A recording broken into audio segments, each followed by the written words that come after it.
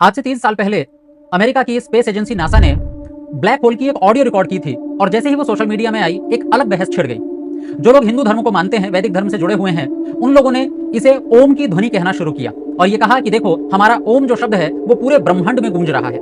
पर क्या ये बात सही थी या गलत, इसके पीछे कितना तथ्य है, आइए जानते हैं। लेकिन उससे पहले हमें यह जानना होगा कि वैदिक धर्म में ओम का जन्म कैसे हुआ, ओम कैसे बना और ओम का महत्व क्या है। ओम वैदिक धर्म का सबसे पवित्र शब्द है, इतना पवित्र और इतना महत्वपूर्ण कि इसके बिना कोई भी धार्मिक आयोजन पूरा ही नहीं होता। हम ध्यान करते हैं तो ओम से करते हैं, हम प्राणायाम करते हैं तो ओम की ध्वनि के साथ करते हैं, जब हम सूर्य नमस्कार करते हैं तो उसमें भी ओम बोला जाता है, जब हम रात्रि को शयन करते हैं, सोते हैं, उससे पहले भी ओम बोला जाता है, जब हम प्रातः काल उठते हैं तो सबसे पहले ओम और उसके बाद मंत्र बोले जाते हैं। पर ऐसा क्यों? क्या केवल सनातन धर्म वैदिक धर्म में ही ओम का महत्व है और कहीं नहीं है? ऐसा नहीं है। जैन मत में, जो कि सनातन धर्म का ही एक अंग है, उसमें भी इसी ओम को ओंकार के नाम से पुकारा जाता है। सिख मत में भी इस ओम को ओंकार के नाम से ही पुकारा जाता है। ये तो हुए सनातन धर्म से जुड़े हुए दो मत, लेकिन सनातन धर्म के बाहर के भी जो दो बहुत बड़े संप्रदाय, बहुत बड़े मत हैं, इस्लाम और ईसाईयत। ईसाईयत में आमीन बोला जाता है और इस्लाम में आमीन बोला जाता है और ये दोनों भी ओम से ही जुड़ी हुई ध्वनियां हैं। पर ऐसा क्या है इस ओम में, आइए जानते हैं। ओम ध्वनि से जुड़ा हुआ हर तथ्य वैदिक ग्रंथों के प्रमाण के साथ। ओम शब्द अ, उ और म इन 3 अक्षरों से मिलकर बना है, जिसमें तीनों अक्षरों का अपना एक अलग अलग अर्थ है। इन तीनों अक्षरों के अर्थों को समझने के लिए हमें 3 अवस्थाओं के बारे में जानना होगा। सबसे पहली अवस्था है जागृत अवस्था। जैसे हम लोग जब जाग रहे होते हैं उसे जागृत अवस्था कहा जाता है। ऐसे ही मनुष्य की दूसरी अवस्था होती है स्वप्न अवस्था। जब हम सो रहे होते हैं पर सपने देख रहे होते हैं वो स्वप्न अवस्था होती है। तीसरी अवस्था सुषुप्ति अवस्था। जब हम सो रहे होते हैं पर कोई सपना नहीं देख रहे होते, गहरी नींद में होते हैं। जिस तरह से मनुष्यों की ये 3 अवस्थाएं हैं, जागृत, स्वप्न और सुषुप्ति, ठीक उसी तरह से ब्रह्म अर्थात परमेश्वर की भी 3 अवस्थाएं हैं। जब परमेश्वर संसार को बना रहे होते हैं उस समय ब्रह्म की जागृत अवस्था होती है। जब परमेश्वर संसार को बना करके चला रहे होते हैं, जैसे इस समय संसार चल रहा है, यह ब्रह्म या परमेश्वर की स्वप्न अवस्था है। और जब यह संसार रहने लायक नहीं रहेगा उस समय परमेश्वर इस संसार का विनाश करेंगे अर्थात प्रलय करेंगे, उसे ब्रह्म या परमेश्वर की सुषुप्ति अवस्था कहा जाता है। तो जिस तरह से मनुष्यों की 3 अवस्थाएं होती हैं उसी तरह से ब्रह्म या परमेश्वर की भी 3 अवस्थाएं होती हैं, जागृत, स्वप्न और सुषुप्ति।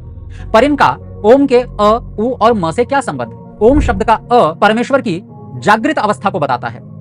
ओम शब्द का दूसरा अक्षर उ ब्रह्म की स्वप्न अवस्था को बताता है और तीसरा अक्षर म ब्रह्म की सुषुप्ति अवस्था को बताता है। यानी संसार जब बन रहा है वो अ अक्षर से पता चलता है, जब संसार बन करके चल रहा होता है वह उ अक्षर का अर्थ है और जब संसार प्रलय हो रहा होगा वह म अक्षर का अर्थ है।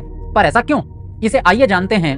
भाषा विज्ञान के अनुसार ओम के तीनों अक्षर अ, उ और म का अलग अलग अर्थ दिया हुआ है, जिनमें अ का अर्थ है जन्म या प्रारंभ, उ का अर्थ है उत्कर्ष या विकास और म का अर्थ है प्रलय या समाप्ति।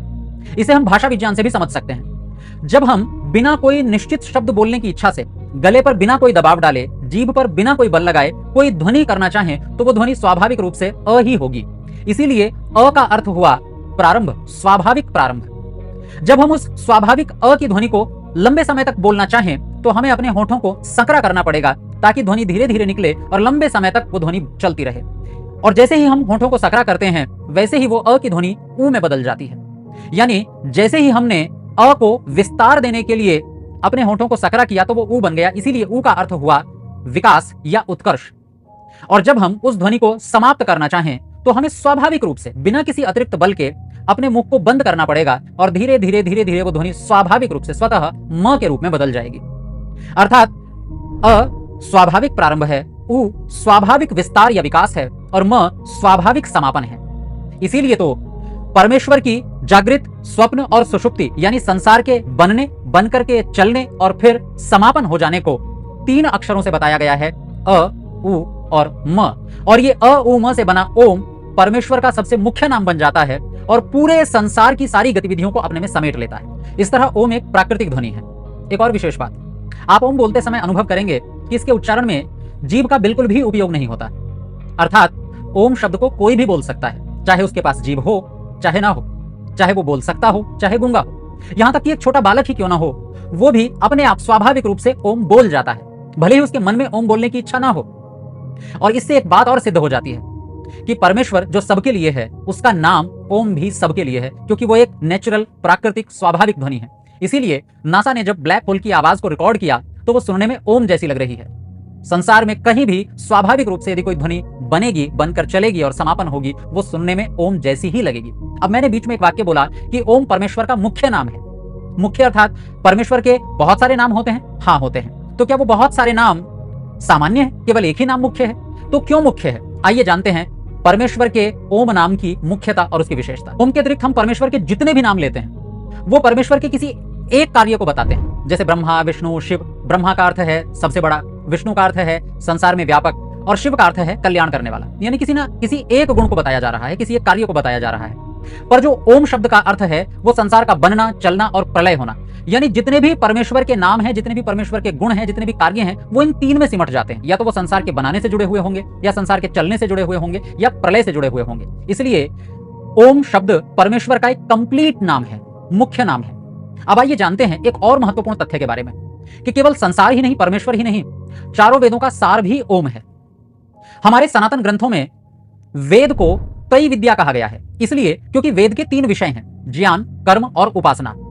वेद चार हैं, ऋग्वेद, यजुर्वेद, सामवेद और अथर्ववेद, पर उनके विषय तीन हैं, ज्ञान, कर्म और उपासना। इसीलिए इसको त्रय विद्या कहा जाता है। अब जो सबसे पहला विषय है ज्ञान, आप देखेंगे किसी भी कार्य को करने से पहले सबसे पहले आवश्यकता होती है जानकारी की, ज्ञान की। इसीलिए ये जो ज्ञान विषय है ये अ का अर्थ है। अ का अर्थ है प्रारंभ, और किसी भी कार्य को प्रारंभ करने के लिए ज्ञान की आवश्यकता होती है। दूसरा वेद का विषय है कर्म, यानी जब हमने जानकारी ले ली अब हमें कार्य करना है, सक्रिय होना है, और यही ऊ का अर्थ है, अर्थात विस्तार देना।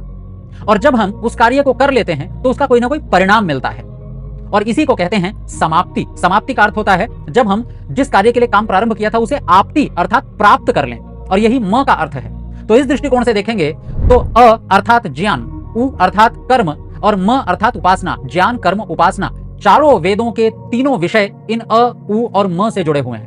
उपनिषद के अनुसार ही अगर चारों वेदों का तीन शब्दों में सार निकाला जाए तो वो भूः भुवः स्वः के रूप में निकलेगा। भूः भुवः स्वः को हम गायत्री मंत्र के पहले भी पढ़ते हैं, ओम भूः भुवः स्वः तत्सवितुर्वरेण्यम। मूल जो मंत्र है वो वेद में कहीं कहीं तत्सवितुर्वरेण्यम से प्रारंभ होता है और कहीं कहीं भूः भुवः स्वः से भी प्रारंभ होता है। ये भूः भुवः स्वः व्याहृति कहलाती हैं। व्याहृति का मतलब ही होता है सार, यानी चारों वेदों का तीन शब्दों में सार निकाला जाए तो भूः भुवः स्वः के रूप में निकलेगा।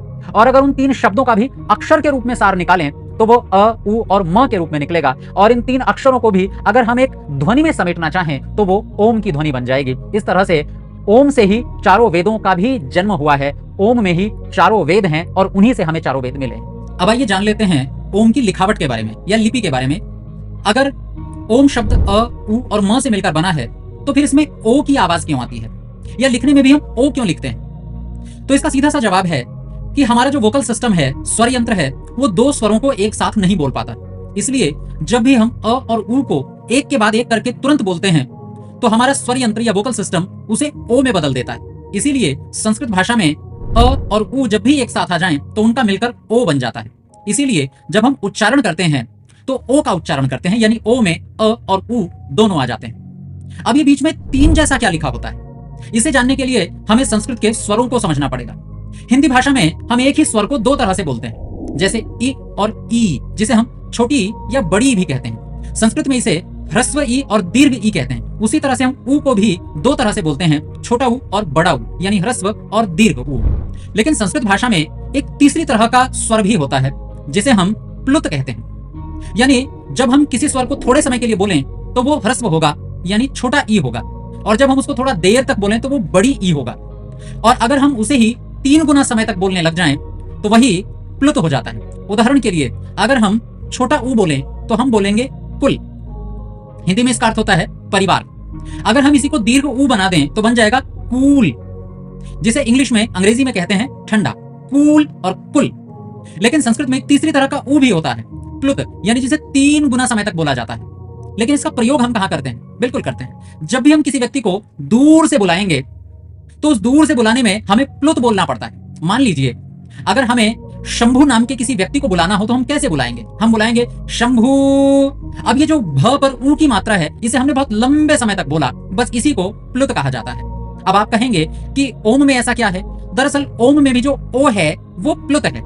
इसी प्लुत को बताने के लिए, समझाने के लिए हम उसके आगे 3 लिख देते हैं। तो संस्कृत में जिस भी स्वर के आगे 3 लिखा हो समझ लीजिए वो प्लुत का चिन्ह है, यानी इस अक्षर को, इस ध्वनि को, इस स्वर को 3 गुना समय तक बोलना है। और इसीलिए जब भी आप किसी को ओम का जाप करते हुए देखेंगे तो उसमें ओ को बहुत लंबे समय तक बोला जाता है, क्योंकि वो प्लुत है। अब आप समझ गए होंगे कि ओम में ये बीच में 3 जैसा क्या लिखा होता है। ये प्लुत का चिन्ह होता है। ओ जिसमें अ और उ दोनों मिले हुए हैं, ये 3 चिन्ह केवल प्लुत को बताता है, यानी ये 3 गुना समय तक बोलेगा। और उसके बाद मां आता है। अब एक तीसरी शंका, एक तीसरा प्रश्न, हमें कई तरह के ओम दिखाई देते हैं, लिखे मिलते हैं, जिनमें से एक ओम ओ, 3 और म, जिसके बारे में हमने अभी बात की।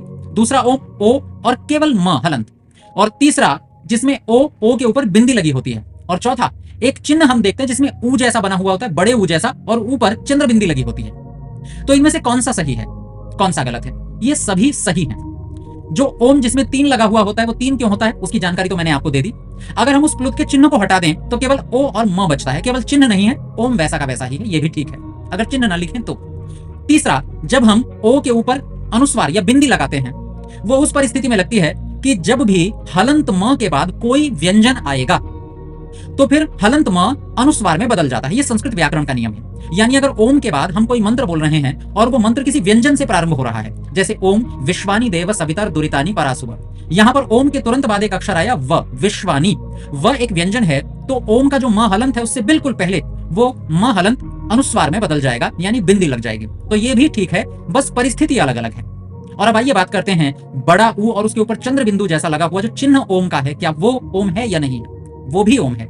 कई लोगों में यह भ्रांति है कि ये पौराणिक ओम है या इस ओम को केवल पारंपरिक ओम मान लेते हैं। ऐसा नहीं है, ये भी लिपि में लिखा हुआ ओम है।